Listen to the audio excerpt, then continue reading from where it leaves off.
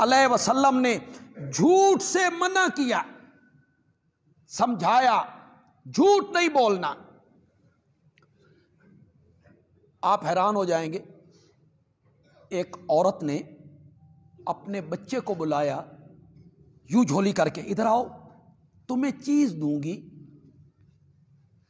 تو امام الانبیاء حضرت محمد الرسول اللہ صلی اللہ علیہ وسلم نے اس عورت سے پوچھا، ویسے کہا ہے کہ دینا چاہتی ہو؟ اس نے کہا یا رسول اللہ میں ایک کھجور دے دوں گی۔ آپ نے فرمایا اگر تم چیز کے بہانے بلا کر اپنے بچے کو کچھ نہ دیتی تو یہ بھی جھوٹ میں لکھا جاتا۔ اب تھوڑا سا آپ اندازہ لگائیں کہ ہماری کیا حالت ہو رہی ہے کہ بچے کو بلا رہی ہے، فرمایا اس چیز دینے کے بہانے بلا رہی ہو، اگر تم نے چیز نہ دی تو یہ بھی جھوٹ میں لکھا جائے۔ ایک عورت آئی، اس نے کہا یا رسول اللہ میری سوکن ہے، اگر میں اس کو جلانے کے لیے ویسے کہہ دوں کہ خامد نے مجھے یہ دیا ہے، یہ دیا ہے، یہ دیا ہے، یہ سڑے، تو اس کی کوئی گنجائش ہے؟ آپ نے فرمایا اس کی تو دوہری سزا ہے،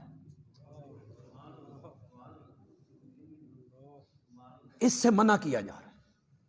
یعنی جھوٹ کسی سطح کا ہو، شریعت نے، قرآن نے، میرے آقا نے اس سے منع کیا ہے۔ دیکھیں جھوٹ صرف یہ نہیں ہے جو زبان سے بولا جائے، عمل سے بھی جھوٹ بولا جاتا ہے۔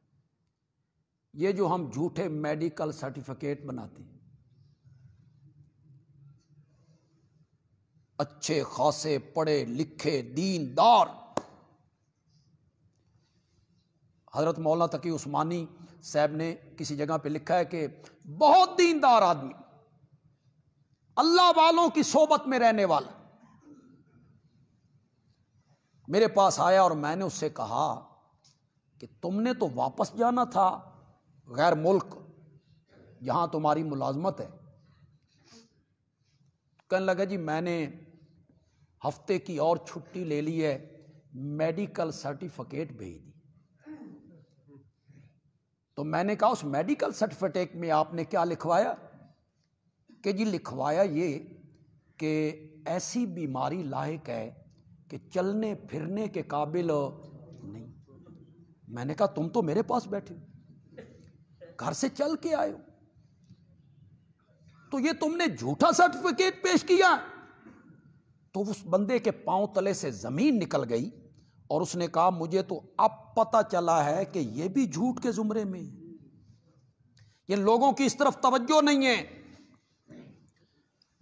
کتنے لوگ غلط میڈیکل سرٹیفکیٹ بناتے ہیں، کتنے لوگ عدالتوں میں جا کے جھوٹ بولتے ہیں۔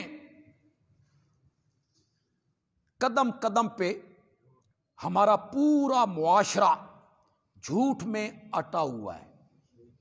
دیندار طبقہ کیا، غیر دیندار کیا، نمازی کیا، غیر نمازی کیا، کبھی ہم مجبوراً جھوٹ بولتے ہیں، کبھی ہم شوق میں جھوٹ بولتے ہیں، کبھی ہم مذاق میں جھوٹ بولتے ہیں۔ شریعت نے اس سے منع کیا، شریعت نے سچ کی طرف رہنمائی کی۔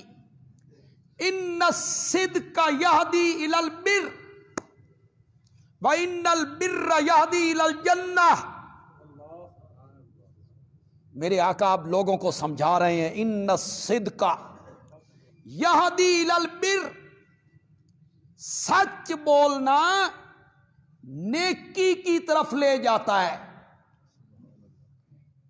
وان البر یہدی الی الجنہ، اور نیکی کہاں لے جاتی ہے؟ ایک حدیث عام طور پہ علماء خطبے بھی پڑھتے ہیں، ان الصدق ینجی والکاذب یہلک، سچائی نجات دیتی ہے اور جھوٹ جو ہے وہ کیا کر دیتا ہے؟ ہلاک کر دیتا ہے۔ آپ نے فرمایا سچائی نیکی کی طرف لے جاتی ہے اور پھر بندے کو نیکی جنت کی طرف لے جاتی ہے. وَإِنَّ الْكَذِبَ يَهْدِي إِلَى الْفُجُورِ وَإِنَّ الْفُجُورَ يَهْدِي إِلَى النَّارِ. اور جو جھوٹ بولنا ہے وہ بندے کو گناہوں کی طرف لے جاتا ہے، اور گناہ جو ہوتے ہیں وہ بندے کو آگ کی طرف لے جاتے ہیں. تو قرآن نے، میرے آقا نے امت کو یہ تلقین کی، جھوٹ نہیں بولنا، ہمیشہ سچ بولنا ہے، ہمیشہ سچ بولنا ہے. سچ بولنے کی تلقین کی. یہ دین کے امور میں ایک بڑا امر ہے، بڑا حکم ہے. پھر میرے نبی کی اپنی سیرت کیا ہے کہ ابھی نبوت نہیں ملی، ابھی رسالت نہیں ملی، ابھی نبوت کا تاج آپ کے سر پر نہیں سجایا گیا کہ مکے میں مشہور ہے میرا نبی صادق جا رہا ہے، صادق جا رہا ہے، امین جا رہا ہے. میرے نبی کی صداقت اور امانت قبل از نبوت وہ پورے علاقے میں، شہر میں، لوگوں میں مشہور ہے. پہلے دن میرے آقا کوہ صفا پہ آئے ہیں. جب اللہ نے کہا اپنے قریبیوں کو آواز لگاؤ اور اس کا اعلان کرو، میرے نبی کوہ صفا پہ آ گئے. کپڑا ہلایا ہے، کپڑا، لوگ جمع ہو گئے. تو میں کہا کرتا ہوں یہ پہلا دن ہے، آپ اعلان نبوت کرنے لگے ہیں، انی رسول اللہ. میں کون ہوں؟ تو اس پہلے دن میرے نبی نے اپنی صداقت پر کوئی معجزہ پیش نہیں کیا، کوئی معجزہ نہیں دکھا. حضرت موسیٰ علیہ السلام نے پہلے دن معجزہ دکھایا. فرعون کہہ رہے ہیں تو نبی ہے، کوئی نشانی؟ انہوں نے لاٹھی ڈالی، سانپ بن گئی. یہ ہے نشانی. بغل میں ہاتھ ڈالا، نکالا، وہ چمکنے لگ گئے. فرمایا یہ دوسری نشانی. اپنی صداقت پر پہلے دن 2 معجزے حضرت موسیٰ پیش کر، اور میرا آقا اعلان نبوت کے پہلے دن کوئی معجزہ. بعد میں سینکڑوں معجزے دکھائے. اس تفصیل کرنے کی ضرورت اس لیے محسوس ہوئی کہ الزامات کی زد میں رہنے والے لوگ، اور فیس بک پہ جب ہمارے بیان چڑھتے ہیں تو لوگ نہ آؤ دیکھتے ہیں نہ تاؤ دیکھتے ہیں، پھر فتووں کی بچھاڑ شروع ہو جائے. اب یہ چڑھ گیا کہ کوئی معجزہ نہیں دکھایا تو لوگوں نے کہا اچھا معجزے دا انکار. تو لوگ دانستہ جھوٹ بولتے ہیں، افتراء کرتے ہیں، بہتان باندھتے ہیں، بہتان. جتنا فساد فیس بک نے مچایا ہے، الامان والعافیہ. کتنی جھوٹی باتیں ہیں جو لوگ لکھ کے کہتے ہیں یہ نبی پاک کا فرمان ہے. انا للہ. اسے آگے شیئر کریں، جو شیئر کرے گا اسے اللہ جنت دے دے گا. پتہ نہیں کیا کچھ کرتے رہتے. کتنے لوگوں کی کردار کشیاں ہوتی ہیں. ہاں سنجیدگی کے ساتھ کمنٹ کریں، دلائل کے میدان میں گفتگو کریں. دلیل کا توڑ دلیل سے، گالی سے نہیں. گالی وہی لوگ دیتے ہیں جن کا دامن دلائل سے خالی ہوتا ہے، ان کے پاس دلیل کو نہیں ہوتی، تو وہ خالی جگہ پر کرتے ہیں. کس سے؟ گالی. حضرت علی کا گستاخ ہے جی، چلو جی. حضرت حسین کو نہیں مانتے، کل قیامت کے دن انشاءاللہ فیصلے ہو جائیں گے کہ باطن بھی اور ظاہری صورت بھی حضرت علی کے ساتھ تمہاری ملتی ہے کہ ہماری ملتی ہے. کل فیصلے ہو. تم نے کبھی اپنی شکلیں دیکھی ہیں آئینے میں؟ صورتیں اپنی دیکھی ہیں؟ حضرت علی کی داڑھی مبارک سینے کو ڈھانپ لیتی ہے، پورے سینے کو، اور تم اسی سنت کا مذاق بناتے ہو. یہ کل قیامت کے دن پتہ چلے گا جب حضرت علی کا سامنا کرو گے، حضرت حسین کا جب سامنا ہوگا، اس دن پتہ چلے گا کہ محب کون ہے.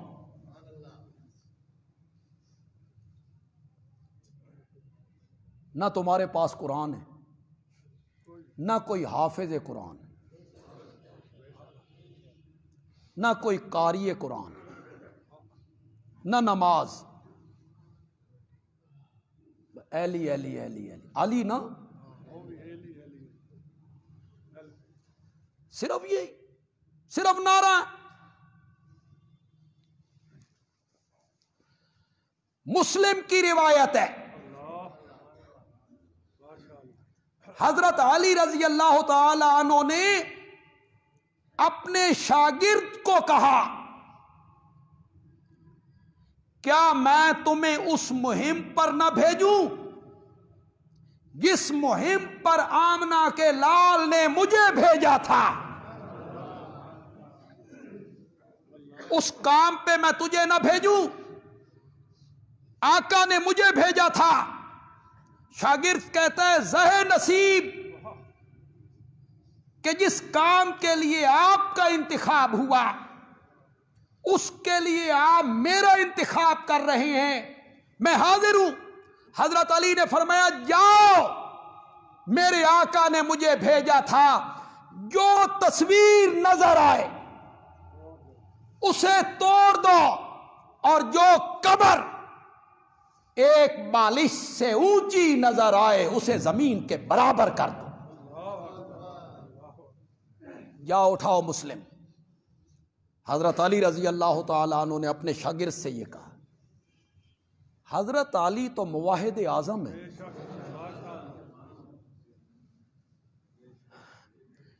گالیاں نکال کے اپنی بڑاس نکالتے رہتے ہو. معجزوں کا انکار نہیں ہے نا. میرے آقا کے دستے مبارک پر اتنے معجزے صادر ہوئے جن کا شمار ممکن نہیں. میرے ایک ساتھی تھے محمد حسن انصاری صاحب، محکمہ تعلیم میں رہے یہاں سرگودم. عمر میں تو مجھ سے بہت بڑے تھے، لیکن میرے ساتھ ان کا یہ ادبی سا تھوڑا سا تعلق تھا. انہوں نے میرے آقا کے معجزے اکٹھے کیے، کام کیا اس پر اس بندے نے. اب تو مجھے ان کی اولاد کا بھی پتہ نہیں کہ وہ کہاں رہتے ہیں، وہ میں ان سے حاصل کروں وہ مواد، کوئی ذریعہ ہو ایسا. اچھا ماشاءاللہ.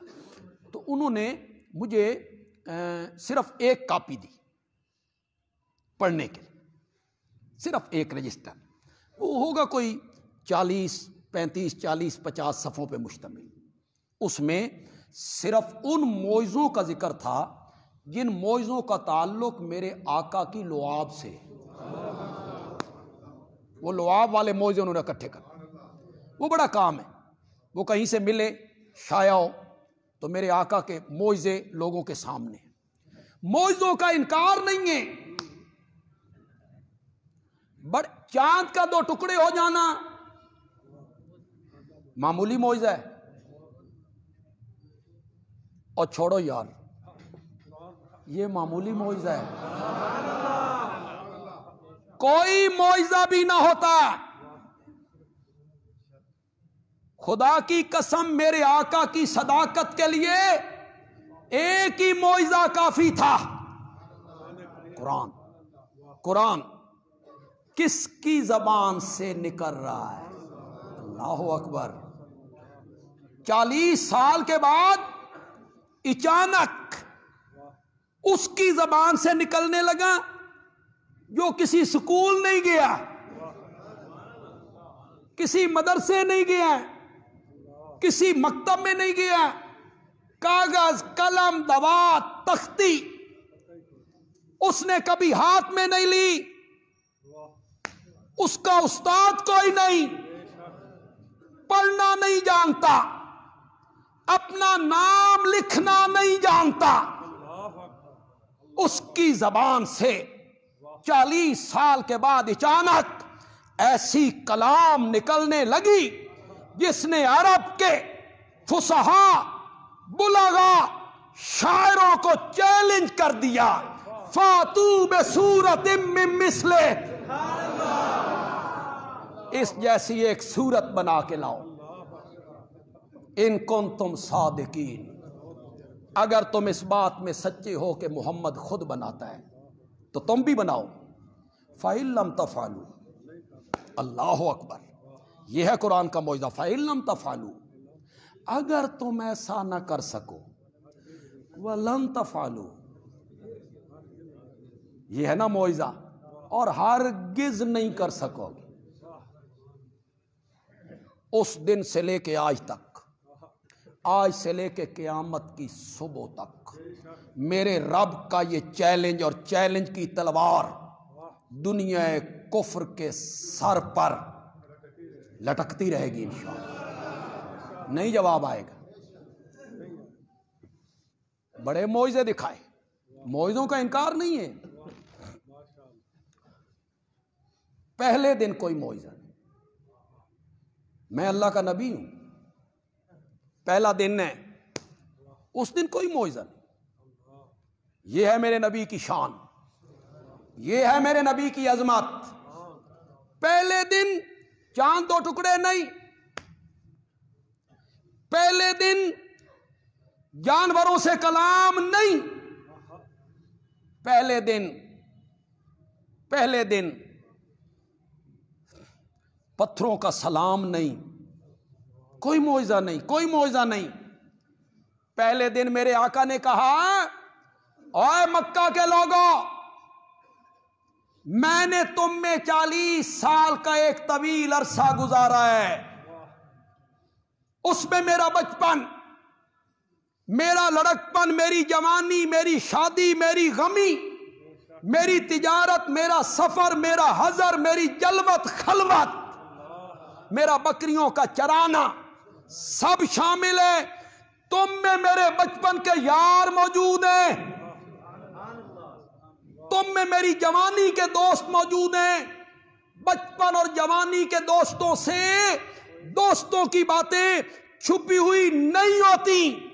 بولا، میری زندگی کی سفید چادر پر کوئی داغ دکھا سکتے ہو؟ اللہ اکبر، اللہ اکبر، تم نے مجھے سچا پایا یا جھوٹا؟ حل وجدتمونی صادقا او کاذبا، تم نے مجھے سچا پایا یا جھوٹا؟ قوم کے سب لوگ بیک زبان ہو کے کہتے ہیں جربنا لکا مرارا، مزہ تو یہ ہے مجھے ترجمہ نہ کرنا پڑے، عربی عبارت آپ سمجھیں اور سبحان اللہ کہیں پھر مزہ ہے۔ پہلے حصے کا ترجمہ کر دیتا ہوں، جربنا لکا مرارا، ہم نے کئی مرتبہ تیرا تجربہ کیا ہے، ما رائنا فیک الا صدقا، ما رائنا فیک الا صدقا، آمنہ کے جائے ہم نے تجھے ہمیشہ سچا ہی پایا ہے۔ میرے آقا نے جب امت سے کہا سچ بولو، تو خود میرا نبی کتنا صادق بن کے آیا۔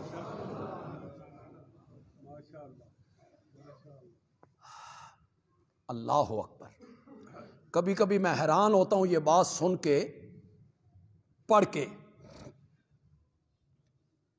آپ نے فرمایا سچا پایا کہ ہاں، کہ میں پہاڑ کی چوٹی پر ہوں، تم دامن میں، پیچھے جو کچھ میں دیکھ رہا ہوں تم نہیں دیکھ رہے. اگر میں یہ کہوں کہ ایک فوج آ رہی تم پہ حملہ کرنا چاہتے ہیں, مانو گے میری بات؟ جو قوم کے سیانے تھے, بڑے تھے, انہوں نے مشورہ کیا, ہماری دشمنی کسی سے نہیں, عداوت کسی قوم سے نہیں, یہ فوجا لے کے کون آ گیا؟ وہ اوپر چڑھ گئے, صفا پاڑی, میرے نبی کے ساتھ جا کے کھڑے, کہاں ہے فوج؟ تمہیں نظر نہیں آ رہی؟ کہنے لگے ایک فوجی بھی نظر نہیں آ, ایک سپاہی بھی نظر نہیں. فرمایا دیکھ چکے ہو آنکھوں سے؟ اب میں کہتا ہوں کہ فوج آ رہی. کہوں پھر قوم کا جواب جس طرح میں اسے بیان کرتا ہوں, کہوں دیکھ چکے ہو, کوئی لشکر نہیں, کوئی فوجی نہیں. اب میں کہتا ہوں فوج آ رہی ہے, مانو گے؟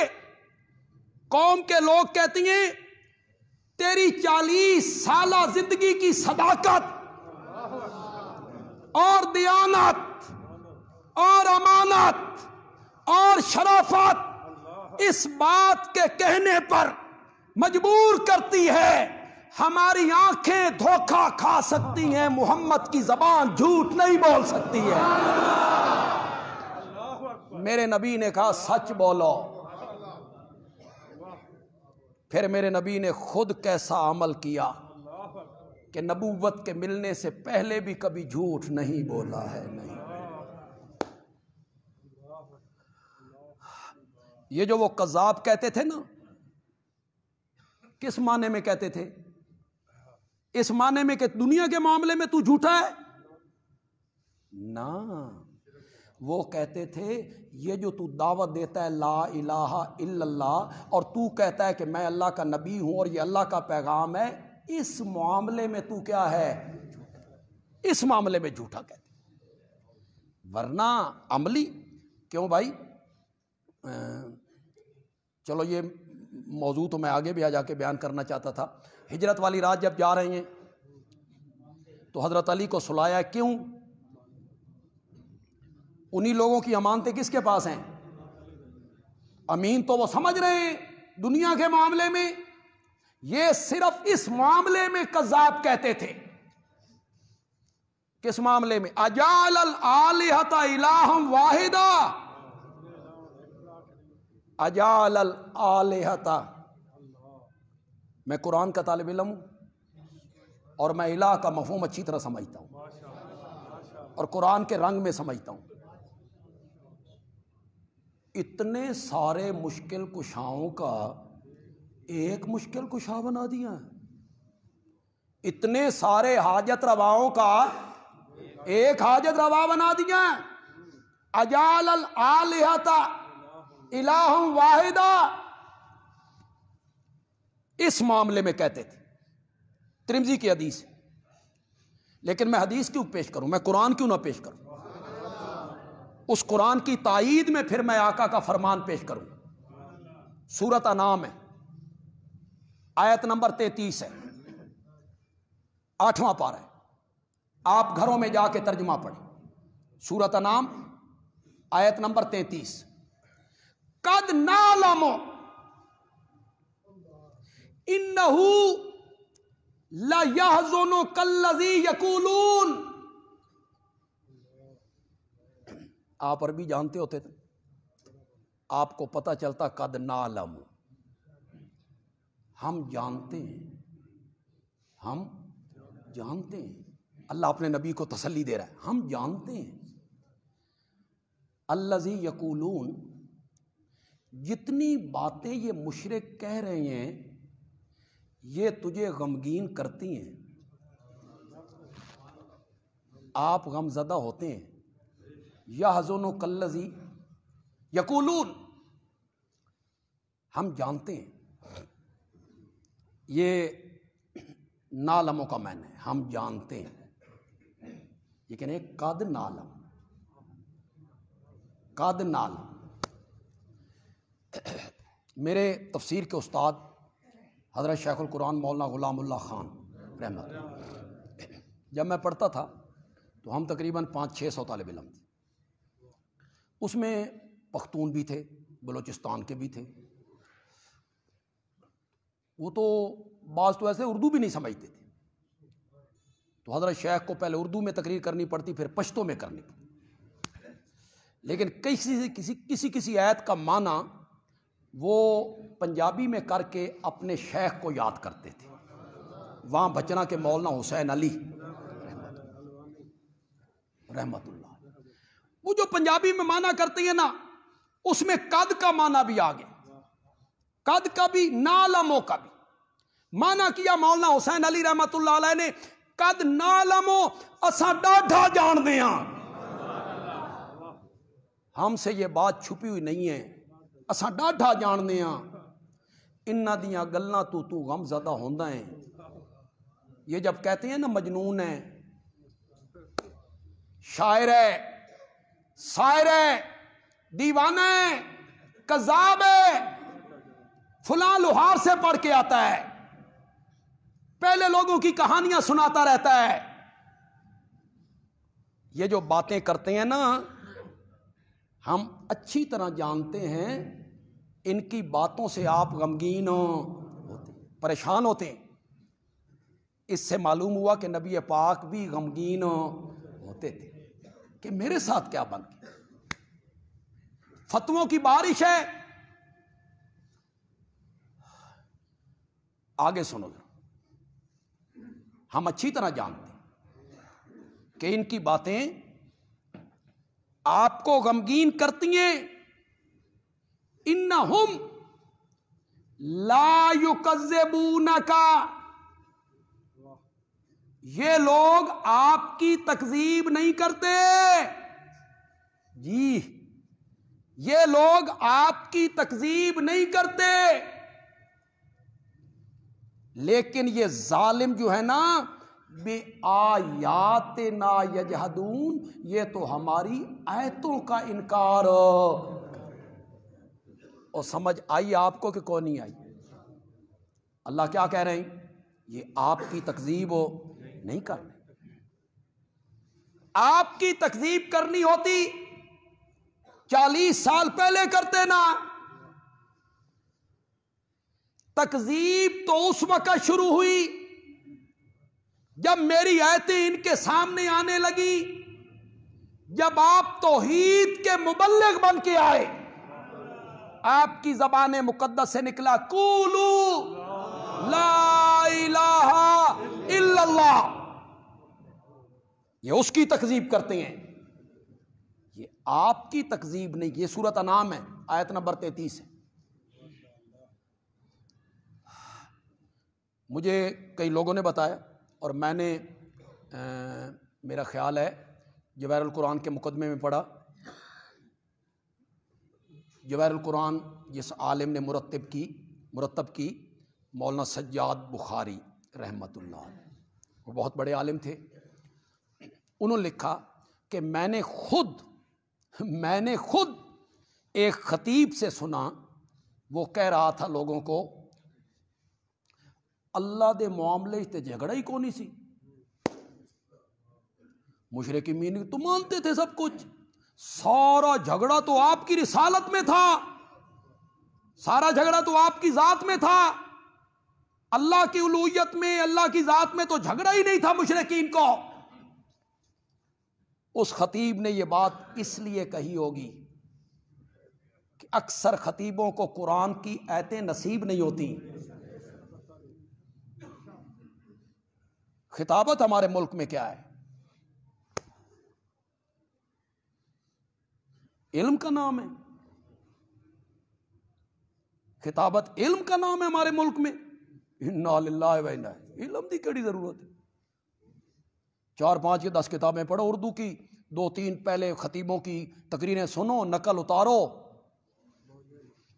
ذرا زبان درازی کرو، بس زبانی کرو، دوسروں کے اکابرین پہ فتوے لگاؤ، دوسروں کے بزرگوں کے نام بگاڑو، بس زبانی کرو. گرمیاں ہون تے پھر بازو شازو چڑھا لو، سردیاں تے چڑھ دے نہیں، تو پھر بازو شازو چڑھا کے اس نو میرے مقابلے چ کڈو تے اس نو میرے مقابلے چ کڈو تے اے چیلنج تے او چیلنج.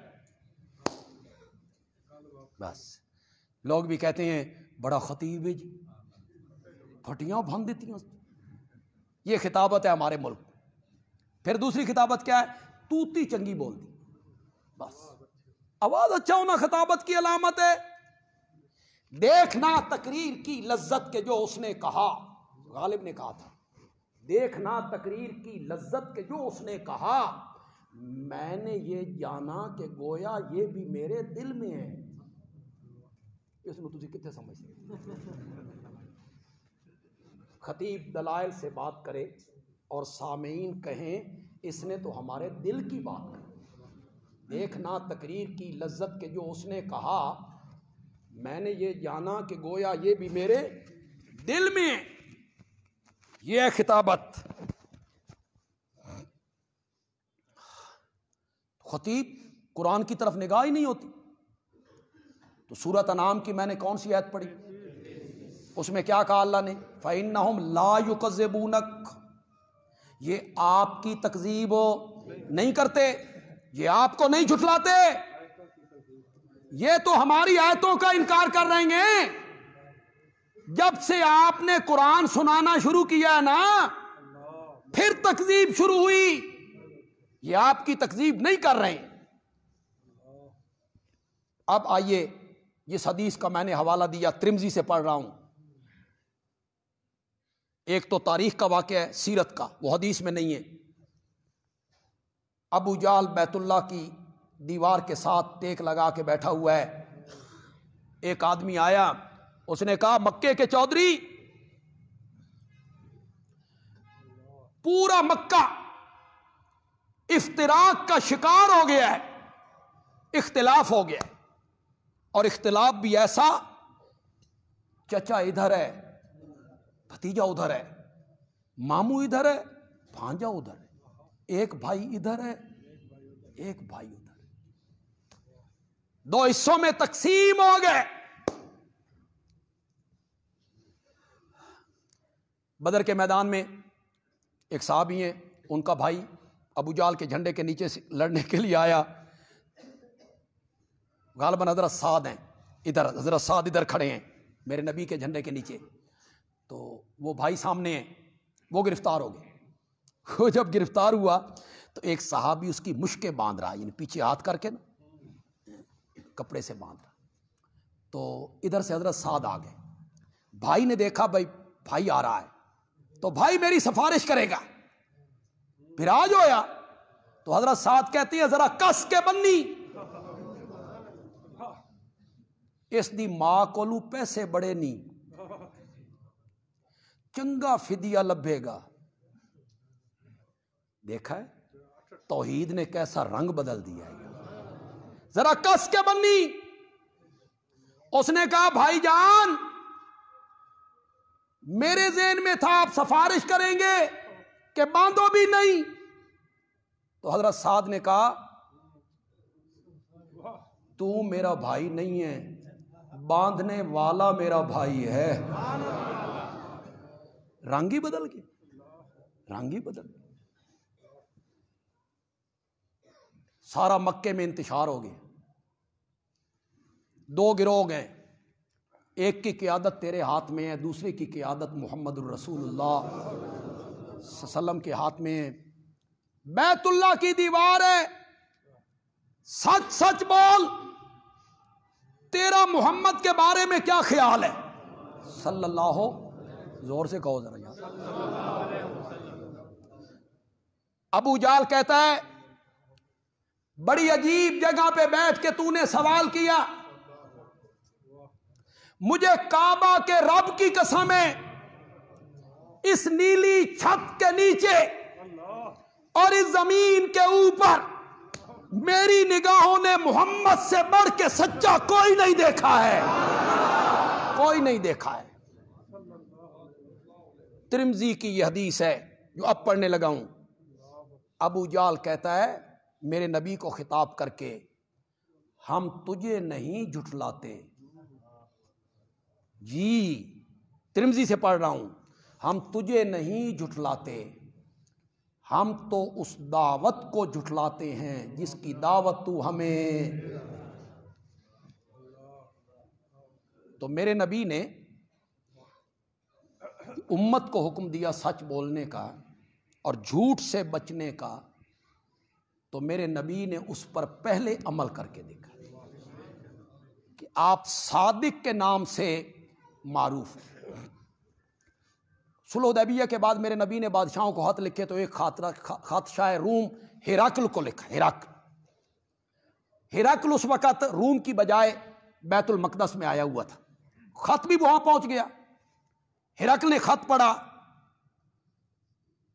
وہ تو روم کا بادشاہ تھا اور خط لکھنے والا میں محمد الرسول اللہ، چھوٹی سی سلطنت، صحیح ریاست مدینہ، چھوٹی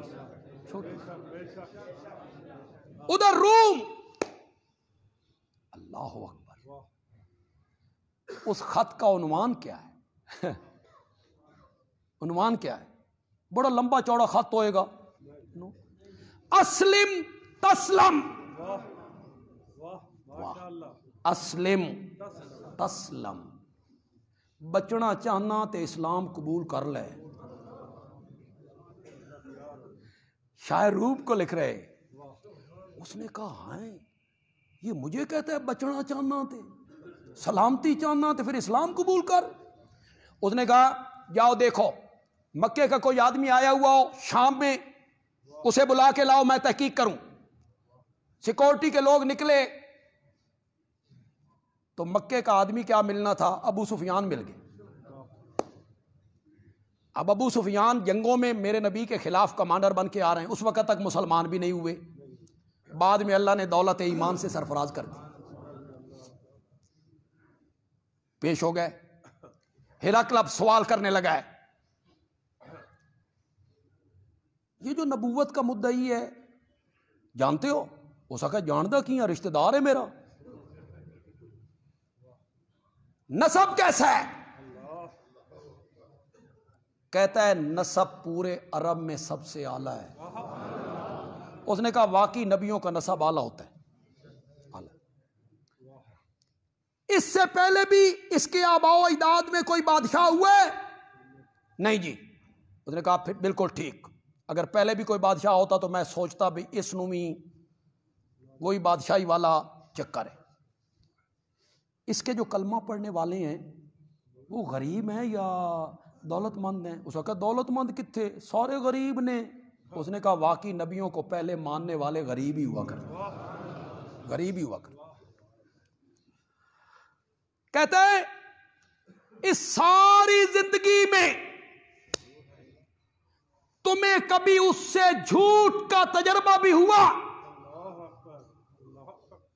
کسی موقع پہ اس نے جھوٹ بولا ہو؟ ابو سفیان کہتا ہے بچپن سے لے کے آج تک اس کی زبان سے کبھی جھوٹ نہیں نکلا ہے، نہیں نکلا ہے۔ کس کی گواہی ہے؟ جو اس وقت دشمن ہے۔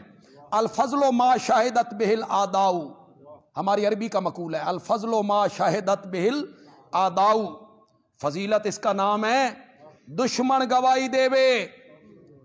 پنجابی میں کہتے ہیں حسن اس دا نام ہے سوکن اعتراف کرے، پھر ہے نا حسن، سوکن اعتراف کرے۔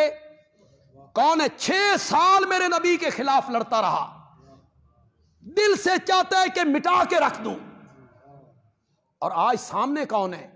ایک بادشاہ ہے، وہ تھوڑا سا مائل ہو جائے، اس کے پاس فوجی ہیں، مدینے پہ چڑھائی ہو جائے گی، لیکن اس نازک موقع پر بھی ابو سفیان کی زبان سے گواہی نکلی تو سچی گواہی نکلی۔ بعد میں جب مسلمان ہوئے تو یہاں ایک اور بات بھی کہتا چلوں یار، جاہلیت کا زمانہ ہے، حضرت ابو سفیان تو مسلمان بھی نہیں ہوئے، کہتے ہیں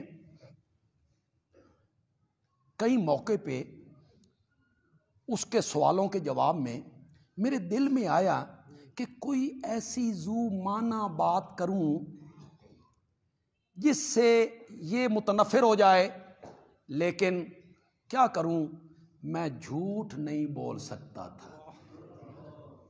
لگتا ہے کہ جاہلیت کے زمانے میں بھی جھوٹ بولنا جو ہے یہ ایک بری عادت شمار ہوتی تھی۔ تو ہمارے جمعے کا موضوع جو ہم شروع میں بیان کرتے ہیں پھر آخر میں آپ کو سناتا ہوں، ہمارا جمعے کا ایک مضمون چل رہا ہے میرے آقا کی سیرت کا سب سے نمایاں پہلو کہ میرے جو آقا کہتے تھے وہ کر کے دکھاتے تھے۔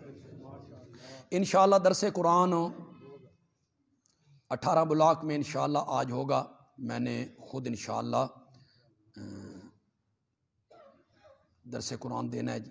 یہ کہتے ہیں جنازہ گاہ میں جو اعلان ہوتا ہے کہ جنازے میں شریک سب افراد کھانا کھا کے جائیں، کیا یہ طریقہ ٹھیک ہے؟